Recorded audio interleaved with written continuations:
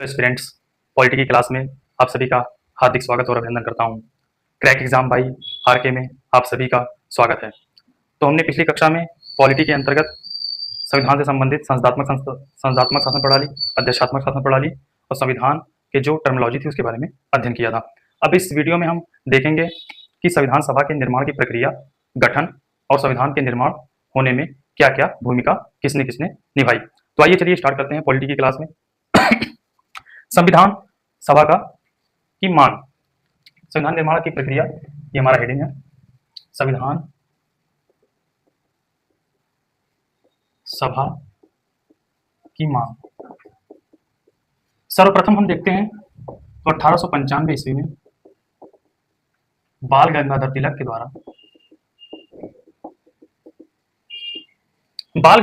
के द्वारा स्वराज विधेयक के माध्यम से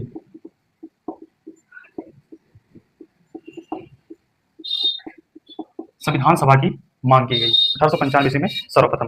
फिर सेकंड नंबर पर हम देखते हैं तो 1922 में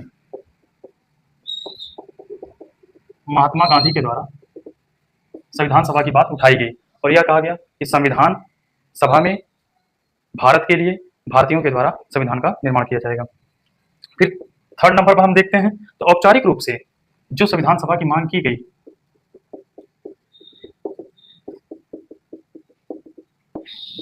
वह 1934 ईस्वी में एम.एन. रॉय के द्वारा मांग की गई संविधान सभा का। संविधान सभा की मांग जो है वो एम.एन. रॉय के द्वारा किया गया। इनका पूरा नाम मानवेंद्र नाथ रॉय है। क्या है इनका पूरा नाम? मानवेंद्र नाथ रॉय। अब हम चौथे नंबर पर देखते हैं तो हमको पता चलता है कि 1934 में स्वराज पार्टी के द्वारा संविधान सभा की मांग की गई। फिर नेक्स्ट पॉइंट हम देखते हैं तो 1935 में भारतीय राष्ट्रीय कांग्रेस के द्वारा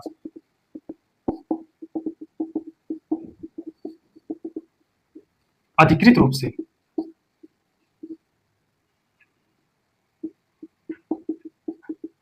संविधान सभा की मांग की गई। अब नेक्स्ट देखते हैं तो 1939 ईस्वी में जवाहरलाल नेहरू ने वयस्क मताधिकार के आधार पर संविधान सभा के गठन की बात की। 1939 में जवाहरलाल नेहरू के द्वारा वयस्क मताधिकार के आधार पर संविधान सभा की मांग की गई। इस पर अंडरलाइन कर लीजिएगा क्योंकि एग्जाम में पूछता है कि वयस्क मताधिकार के आधार पर किसने संविधान सभा के गठन की मांग की, तो वह हो जाएगा जवाहरलाल नेहरू। फिर हम नेक्स्ट पॉइंट देखते हैं कि ब्रिटिश हुकूमत के द्वारा इस संविधान सभा को कब स्वीकार किया गया। तो हम देखते हैं कि अगस्त प्रस्ताव जो कि 8 अगस्त 1940 ईस्वी में आंशिक रूप से यह संविधान सभा की मांग को स्वीकार किया गया।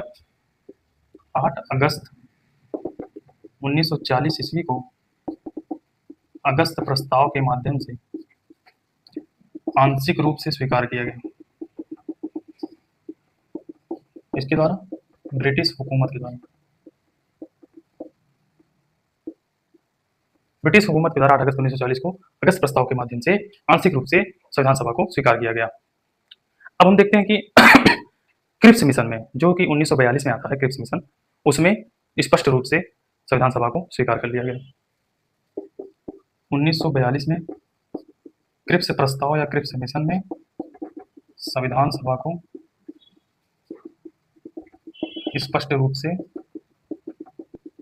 स्वीकार किया गया। आप लोग इसको नोट कीजिए या स्क्रीनशॉट लीजिए।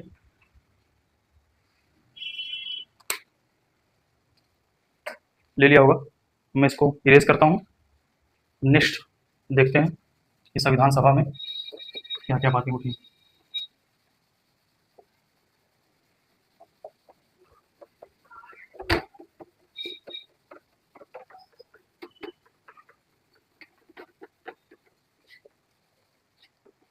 अब देखते हैं कि कैबिनेट मिशन आता है 1946 में, 24 मार्च 1946 को कैबिनेट मिशन भारत आता है।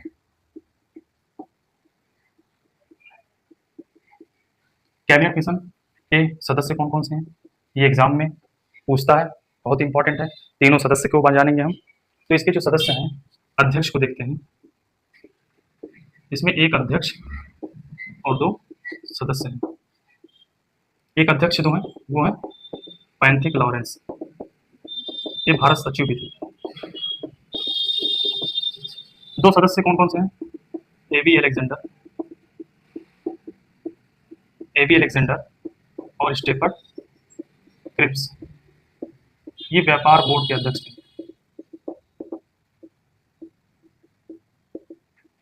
जबकि जो एबी अलेक्जेंडर थे वो नौसेना मंत्री थे।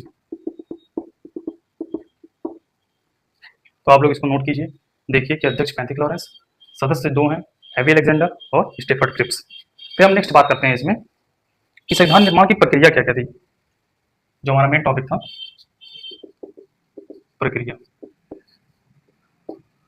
तो संविधान के निर्माण की प्रक्रिया के अंतर्गत यह बात उठा कि प्रांतीय विधानसभा के निर्वाचित सदस्यों के द्वारा संविधान सभा में सदस्यों को जोड़ा जाएगा और एक सदस्य 10 लाख की जनसंख्या पर निर्वाचित होगा, मतलब 10 लाख की जनसंख्या पर एक प्रतिनिधि संविधान सभा में जाएगा। प्रांतीय विधानसभा के निर्वाचित सदस्यों द्वारा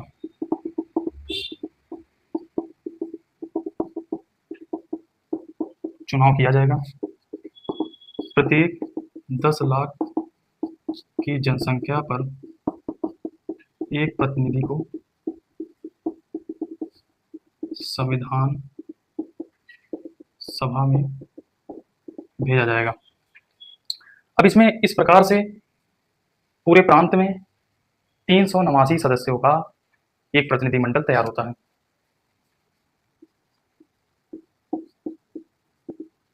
389 सदस्यों का प्रतिनिधिमंडल तैयार होता है, जिसमें से जो विधानसभा ब्रिटिश प्रांत थे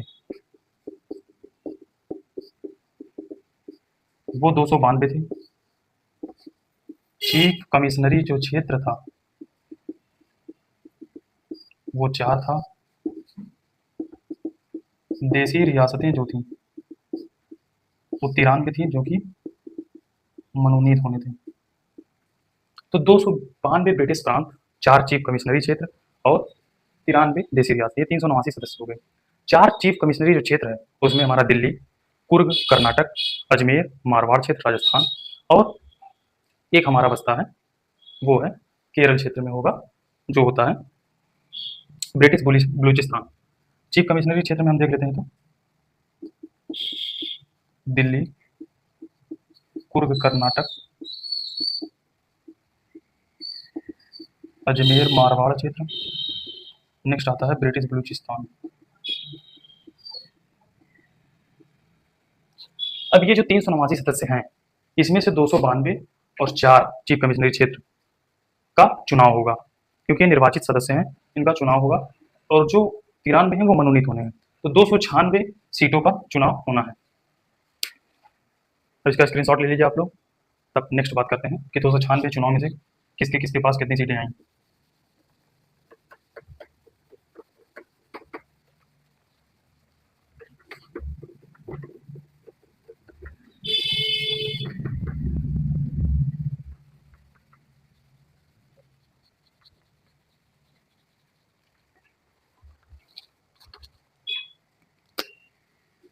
अब जो 296 सीटों पर निर्वाचन हुआ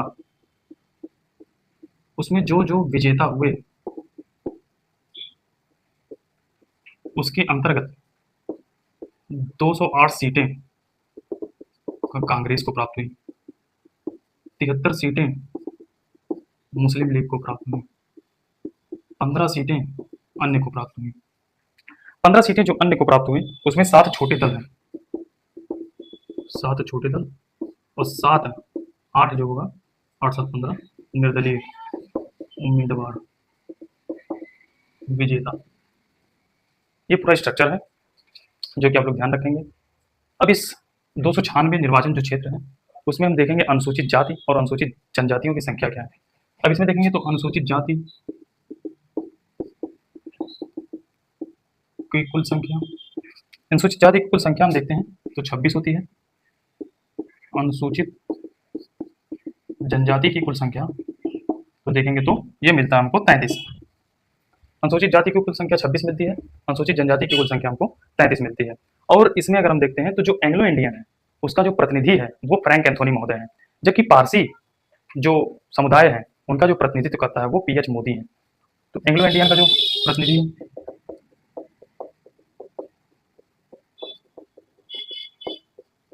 वो है फ्रैंक एंथोनी, जबकि जो पारसी समुदाय है उनका जो प्रतिनिधि कर रहा है वो पीएच मोदी महोदय है। कि आप लोग ध्यान रखेंगे। फिर हम नेक्स्ट बात करते हैं, इसमें हम देखेंगे कि अब संविधान सभा में पुरुष तो भाग लिए ही हैं, क्या महिलाएं भी भाग ली हैं? तो हाँ, संविधान सभा में 15 महिलाएं शामिल हुई हैं, जिसमें से 5 जो हैं वो संयुक्त प्रांत यानी कि उत्तर प्रदेश से सम्मिलित थी, 5, 3 मद्रास साउथ से, 2 पश्चिम बंगाल से और 5 अलग अलग राज्यों से सम्मिलित थी। तो आइए उनको 15 महिलाओं को हम देखते हैं। इसको इरेज कर देते हैं तो मैप के थ्रू हम लोग देख लेते हैं, मैप के थ्रू और समझ में आएगा।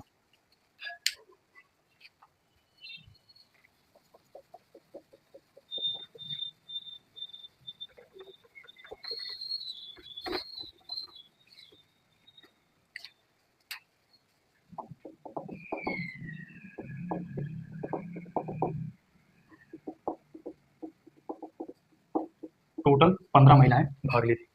तो हम स्टार्ट करते हैं बनाना। हो सकता है कि इस पर थोड़ा सा गड़बड़ बन जाए, लेकिन ये प्रैक्टिस शुद्धता से होनी चाहिए।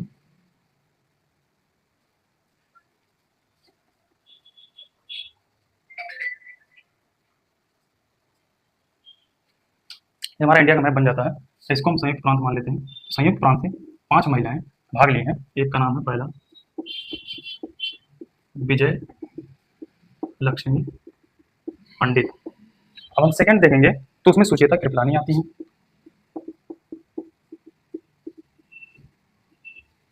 अगर कोई भी एस्पिरेंट्स सुचेता कृपलानी के बारे में जानता है तो संयुक्त प्रांत या उत्तर प्रदेश की कौन थी उसको आपको कमेंट बॉक्स में बताना है। फिर तीसरा देखते हैं तो पूर्णिमा बनर्जी। चौथा पॉइंट देखते हैं तो कमला चौधरी। पांचवा देखते हैं तो बेगम हजरत महल।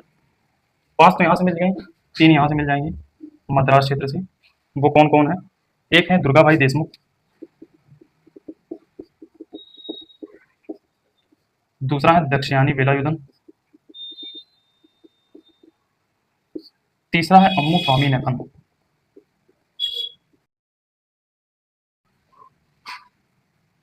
ये तीनों मद्रास क्षेत्र से हो गए। 2 पश्चिम बंगाल क्षेत्र से हो गई, उनका नाम है रेणुका राय और लीला राय। पश्चिम बंगाल क्षेत्र से हो गए। अब अलग अलग क्षेत्र से, जैसे हंसा मेहता मुंबई से,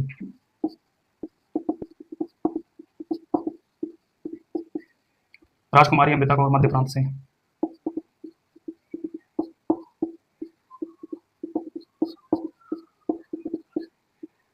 मालती चौधरी उड़ीसा से,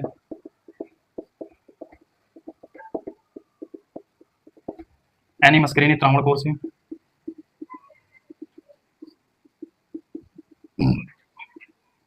त्रावणकोर केरल में स्थित।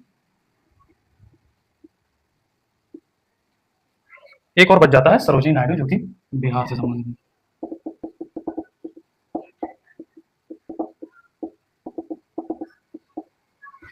तो हम देखते हैं कि 5 महिलाएं जो कि संयुक्त प्रांत से हो गई, 5, 1 6, 6 2 8, 8 1 9, 9 3 12, 13, 14 और 15। इस 15 महिलाएं संविधान सभा में अपना प्रतिनिधित्व कर रही थी। बहुत इंपॉर्टेंट है। अगर आपके मुख्य परीक्षा के दृष्टिकोण से अगर यह प्रश्न आता है कि महिलाओं का योगदान क्या रहा है संविधान सभा में, तो आप इसको मैपिंग के थ्रू ऐसे दर्शा देंगे तो आपका वैल्यू एडिशन हो जाएगा। आप लोग नोट कर लीजिए। फिर हम नेक्स्ट बात करते हैं। संविधान सभा के गठन की बात होती है।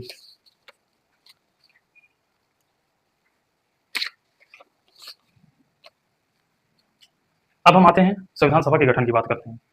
तो संविधान सभा का जो गठन हुआ था वो 6 दिसंबर 1946 को संविधान सभा का गठन हुआ था। 9 दिसंबर 1946 को संविधान सभा की पहली बैठक हुई थी, जिसके पहले अस्थायी अध्यक्ष डॉक्टर सच्चिदानंद सिन्हा थे और उपाध्यक्ष फ्रैंक एंथोनी महोदय थे। दूसरी बैठक 11 दिसंबर 1946 को होती है, जिसके स्थायी अध्यक्ष डॉक्टर राजेंद्र प्रसाद होते हैं और जिसके उपाध्यक्ष HC मुखर्जी, हरेंद्र कुमार मुखर्जी होते हैं। फिर 13 दिसंबर 1946 को पंडित जवाहरलाल नेहरू के द्वारा उद्देश्य प्रस्ताव पारित किया जाता है। यही उद्देश्य प्रस्ताव आगे चल करके 22 जनवरी 1947 को संविधान सभा के द्वारा स्वीकार कर लिया जाता है और यह आगे चल करके प्रस्तावना के रूप में हमारे सामने प्रकट होता है। तो आइए देखते हैं संविधान सभा का गठन।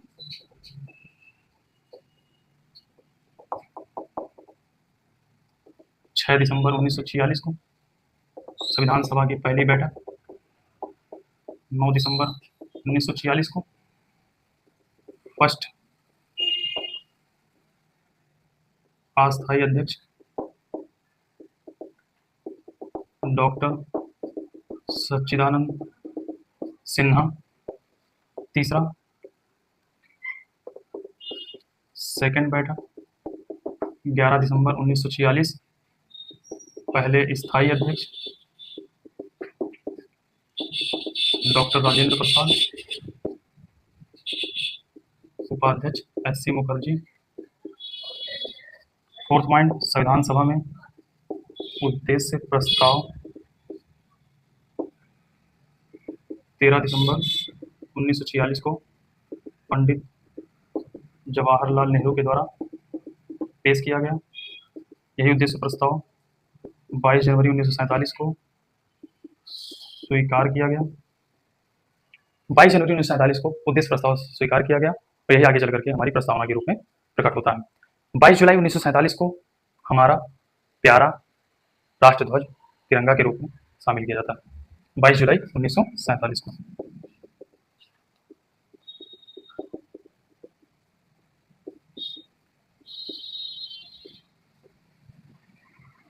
आप लोग इसका स्क्रीनशॉट लीजिए या नोट कीजिए।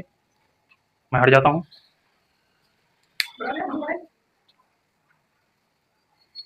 इसको मिटाते हैं। हम नेक्स्ट पॉइंट देखते हैं।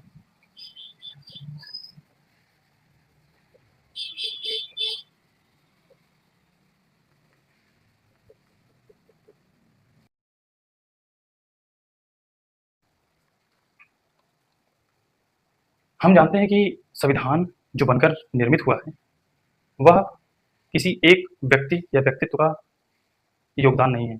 इसमें कईयों व्यक्तित्वों का योगदान है, जिसमें 29 अगस्त 1947 ईस्वी को प्रारूप समिति, उसको ड्राफ्टिंग कमेटी कहते हैं, उसको मसौदा समिति कहते हैं, उसका निर्माण होता है, जिसमें 7 सदस्य होते हैं, एक अध्यक्ष और 6 सदस्य होते हैं। आइए देखते हैं।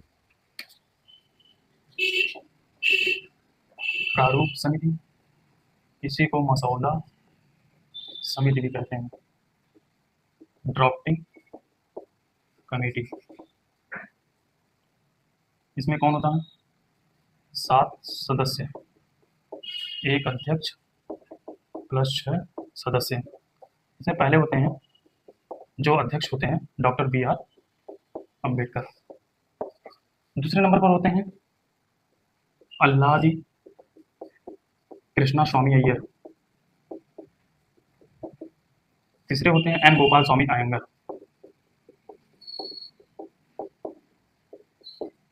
चौथे नंबर पर होते हैं K.M. मुंशी, कन्हैयालाल मणिकलाल मुंशी। पांचवें नंबर पर होते हैं डॉक्टर सादुल्ला खां। छठवें नंबर पर होते हैं V.L. मित्रा। सातवें नंबर पर होते हैं D.P. खेतान। कि हम जानते हैं कि जो V.L. मित्रा जी हैं उनका स्वास्थ्य कारणों से देहांत हो गया था, तो उनके स्थान पर T.T. कृष्णाचार्य आते हैं। T.T. कृष्णाचार्य आते हैं। और हम देखते हैं कि जो D.P. खेतान है उनके स्थान पर, सॉरी, V.L. मित्रा के स्थान पर आते हैं N. माधवराव, जबकि D.P. खेतान के स्थान पर आते हैं T.T. कृष्णाचार्य।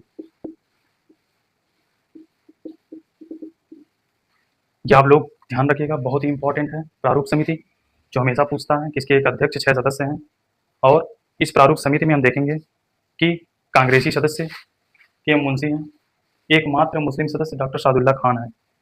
ये हमको ध्यान रखना होगा। आप लोग नोट कीजिए या स्क्रीनशॉट लीजिए। हम आगे देखते हैं।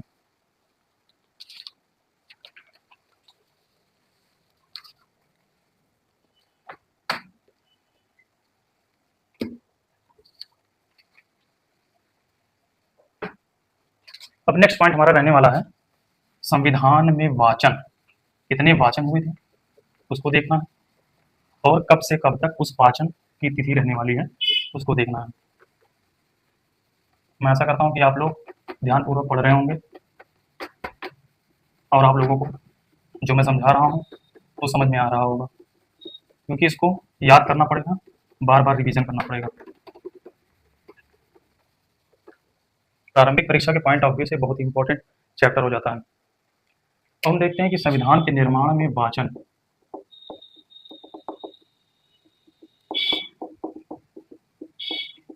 तो 3 वाचन प्राय देखने को मिलते हैं। इसमें हम अगर प्रथम वाचन की बात करें, पहला प्रथम वाचन की बात करें तो यह 4 नवंबर 1948 से चलता है। 4 नवंबर 1948 से 9 नवंबर 1948 में चलता है, ये डेट याद रखेंगे। दूसरा द्वितीय वाचन, यह चलता है 9 नवंबर 1948 तक चला, 15 नवंबर 1948 से 17 नवंबर 17 अक्टूबर 1949 तक चलता है। फिर तृतीय वाचन देखते हैं,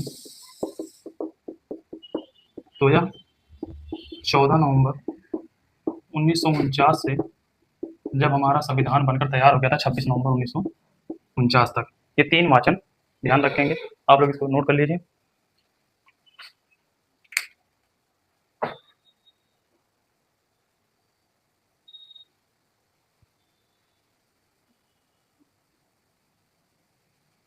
अब हम देखेंगे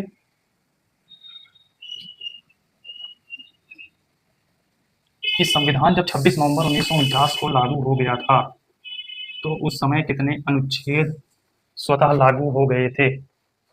26 नवंबर 1949,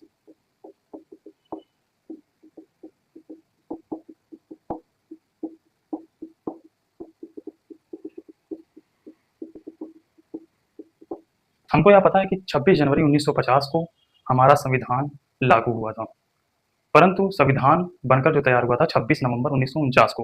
तो 26 नवंबर 1949 को जब संविधान हमारा बनकर तैयार हुआ तो उसमें 16 अनुच्छेद ऐसे थे जो स्वतः और तुरंत लागू कर दिए गए। 16 अनुच्छेद बहुत ही इंपॉर्टेंट है, आप भी इसको नोट कर लीजिए और इसको याद कीजिए। इसमें अनुच्छेद है 5, 6, 7, 8, 9, 60, 324, 366, 367, 379, 380, 388, 391, 392, 393 और 394। ये 16 अनुच्छेद स्वतः लागू कर दिए गए थे। 1, 2, 3, 4, 5, 6, 7, 8, 9, 10, 11, 12, 13, 14, 15, 16। 16 अनुच्छेदों को 1949 26 नवंबर 1949 को लागू कर दिया गया था। अब हम नेक्स्ट पार्ट देखते हैं। तो 26 नवंबर को विधि दिवस के रूप में भी मनाया जाता है। 24 जनवरी 1950 को अंतिम बैठक होती है। 24 जनवरी 1950 को संविधान सभा की अंतिम बैठक होती है और 26 जनवरी 1950 को लागू हो जाता है। 24 जनवरी 1950 को संविधान पर 284 सदस्यों ने हस्ताक्षर किया। 284 सदस्य, जिसमें से 8 महिलाओं ने भी हस्ताक्षर किया। अब हम प्रथम हस्ताक्षर देखेंगे तो पंडित जवाहरलाल नेहरू का है। अंतिम हस्ताक्षर देखेंगे तो डॉक्टर राजेंद्र प्रसाद का है।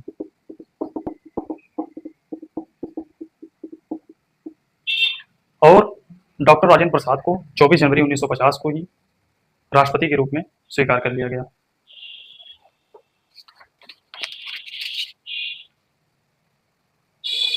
और 24 जनवरी को ही राष्ट्रीय गीत और राष्ट्रगान को स्वीकारा गया। अब राष्ट्रीय गीत आप लोग जानते होंगे, वंदे मातरम को कहा जाता है। राष्ट्रगान जन गण मन अधिनायक जय हे, इसको कहा जाता है। अब हम नेक्स्ट पॉइंट देखते हैं। तो इसमें कुल 12 अधिवेशन हुए थे। और एक महत्वपूर्ण बात है, संविधान के निर्माण में लगने वाला कुल समय, यानी कि संविधान के निर्माण जब से स्टार्ट हुआ बनना और निर्माण जब हो गया तो उसमें कितना समय लगा। निर्माण में लगने वाला समय 2 वर्ष 11 माह 18 दिन। 2 वर्ष 11 माह और 18 दिन। और जो खर्च आया है संविधान के निर्माण में लगने वाला खर्च, जो उस समय का 64 लाख रुपए खर्च में आए हैं। ये आप लोग नोट कीजिए या स्क्रीनशॉट लीजिए, फिर हम बताते हैं आप लोगों को।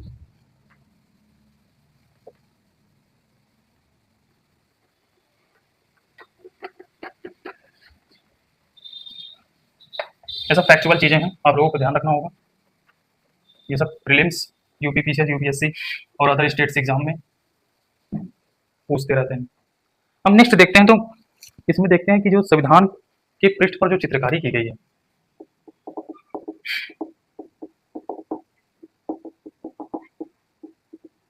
वो नंदलाल बोस ने किया है। और जो हैंड राइटिंग दिया है वह प्रेम बिहारी नारायण, प्रेम बिहारी नारायण ने इसको हैंड राइटिंग में किया है। और इसका हिंदी में अनुवाद जो किया है उसमें बसंत कृष्ण वैद्य इन्होंने किया हिंदी में अनुवाद। तो आप लोग इसको नोट कीजिए।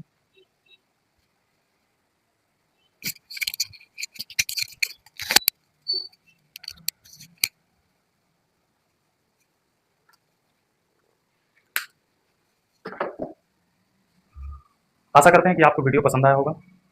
अब कल नेक्स्ट वीडियो में हम आगे की चर्चा, संविधान के स्रोत, प्रस्तावना की चर्चा करेंगे। आप लोगों को वीडियो पसंद आया हो तो आप लाइक कीजिए, कमेंट कीजिए, शेयर कीजिए, सब्सक्राइब कीजिए और अपना प्यार ऐसे बनाए रखिएगा। जय हिंद, जय भारत।